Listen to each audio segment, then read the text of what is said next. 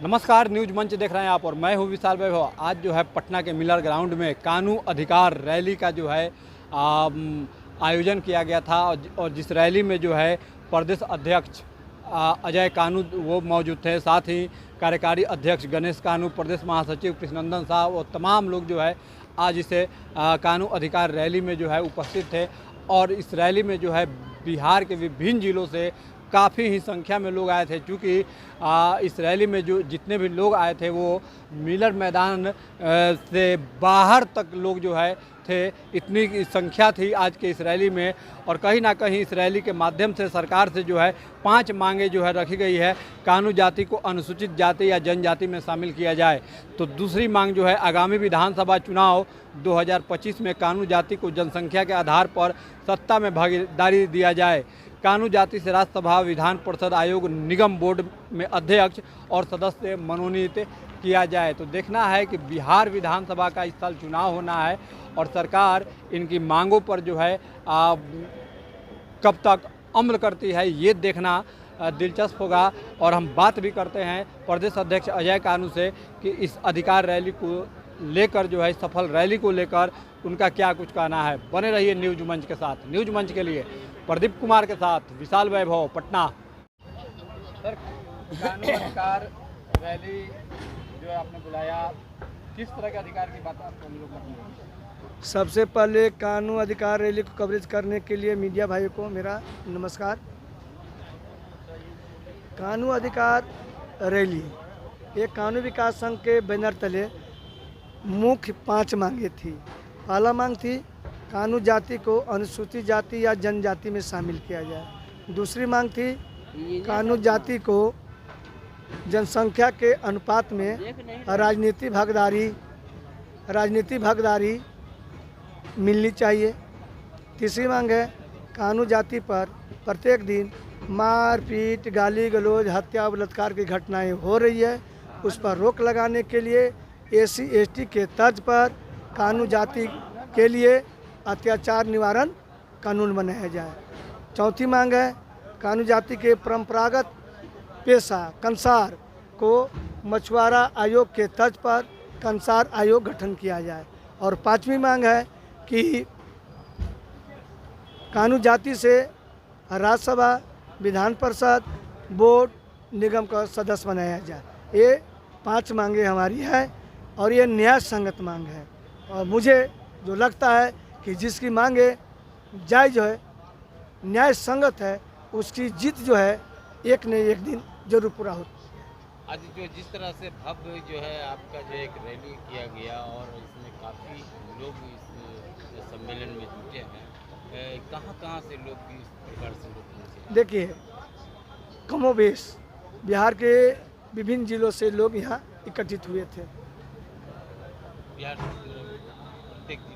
प्रत्येक जिले से आपका जितना क्वेश्चन था उतने जवाब देंगे ना। ऐसे आपको मैं बता दूं, आज़ादी के 77 साल बीत जाने के बाद भी कानून जाति से कोई भी राजनीतिक पार्टी न विधानसभा चुनाव लड़ा है, न लोकसभा चुनाव लड़ा है, न राज्यसभा में गया है, न विधान परिषद में गया है, न बोर्ड या निगम के सदस्य बना है। कोई भी राजनीतिक पार्टी नहीं दिया है। तो पिछले वर्ष जो जातीय जनगणना हुई थी उसमें हम 3% हैं और राजनीतिक भागीदारी नगण्य है।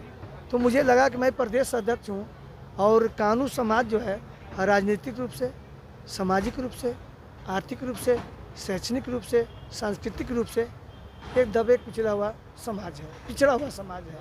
तो क्यों नहीं अपने हक अधिकारों के लिए अपने समाज को जगाएं। और समाज को जगाने के क्रम में ही एक कानून अधिकार रैली किया गया है।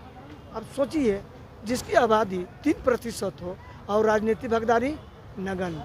अभी तक तमाम राजनीतिक पार्टी कानून समाज को ठगने का काम किया है।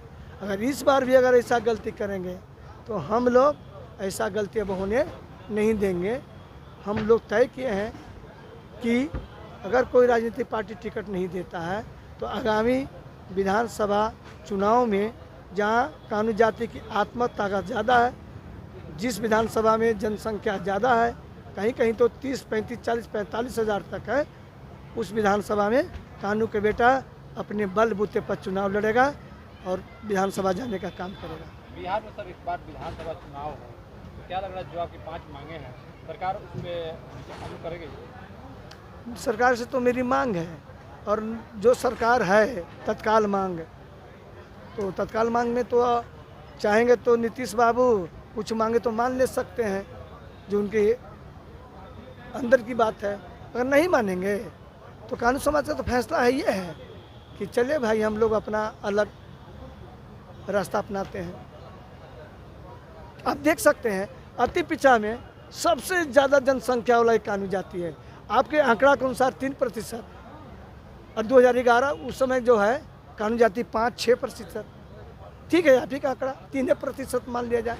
हमारा राजनीतिक हिस्सेदारी कितना बनता है? 9 बनता है। दिए हुए क्या? 0। कितना दिन से? 77 साल से। तो क्या कानून समाज ऐसे हाथ पर हाथ धर के बैठा हुआ रहे? अपने हक अधिकार के लिए नहीं लड़े। अपने हक अधिकार के लिए हम लोग एकजुट हुए हैं।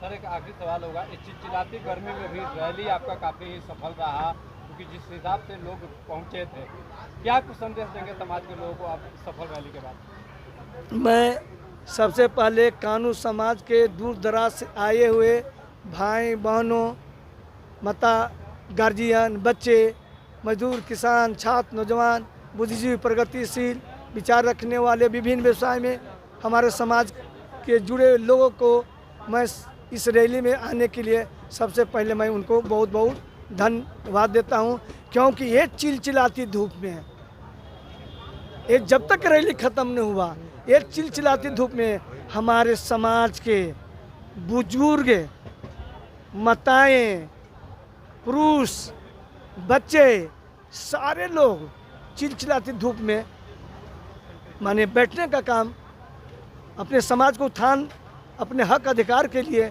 जो तमाम वक्ताओं का जो बात सुना है, इसके लिए सचमुच में मैं एक बार फिर उनको आभार व्यक्त करता हूँ। और एक जाति है, ये चिलचिलाती धूप क्या है? ये हमारा पेशा है। अब देखेंगे कंसार, जिसको घुनसारी बोलते हैं, उसमें एक तरफ से आँख झोंका जाता है पत्ता या लकड़ी से, और दूसरी तरफ बगल में खपड़ी में भुंजाता है। तो जब से शुरू होता है ना, और जब तक घुनसार नहीं पूछता है, तब तक हम लोग ओकरे अगल बगल बैठा रहते हैं। तो जब आग के अगल बगल 10 घंटा बैठ सकते हैं, तो ये चिलचिलाती धूप कानून समाज के लिए कुछ नहीं था। इसीलिए तो हमारे कानून समाज के भाई और बहन जो है ना, इधर से उधर नहीं गए, एकदम बैठे हुए रहे।